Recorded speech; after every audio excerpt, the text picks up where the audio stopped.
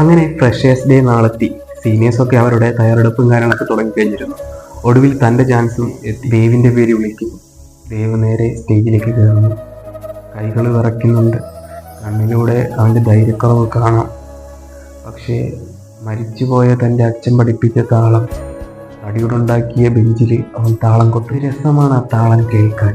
താൻ ആ താളത്തിൽ മതിമറന്നുപോയി. ശരിക്കും എല്ലാവരും ദേവ് ചെയ്ത താളം എല്ലാവർക്കും ഒരുപാട് ഇഷ്ടമായി. ആരും പ്രതീക്ഷിക്കാത്ത ഒരെണ്ണം തന്നെയായിരുന്നു. അങ്ങനെ ആ സ്കൂളിൻ്റെ ഒരു കൊച്ചു കലാകാരനായി ദേവ് മാറി. ഉച്ചയ്ക്ക് ശേഷം PT സാർ വന്നു എല്ലാവരും ഗ്രൗണ്ടിലേക്ക് വരുമെന്ന് പറഞ്ഞു. അങ്ങനെ എല്ലാവരും കളിക്കുന്നത് കണ്ട് മാറിയിരുന്ന് ദേവ് കാണുമായിരുന്നു.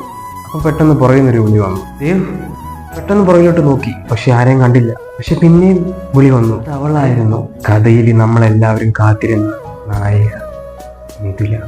താൻ ചെയ്ത് സൂപ്പറായിട്ടുണ്ട്, എനിക്ക് ഒരുപാട് ഇഷ്ടമായി. അയ്യോ, എന്നെ പരിചയപ്പെടുത്താൻ മറന്നുപോയി. എൻ്റെ പേരാണ് മിഥുല.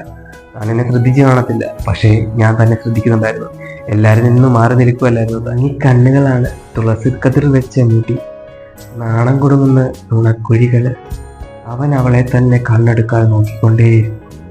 പക്ഷേ അവൾ എന്തൊക്കെയോ പറയുന്നു. ദേവ് എന്നാ പോട്ടെ എന്ന് പറഞ്ഞ് അവൾ മുന്നോട്ട് നടന്നു. അങ്ങനെ ദൂരെ എത്തിയതിനു ശേഷം അവൾ ഇങ്ങനെ വിളിച്ചു പറയുന്നു.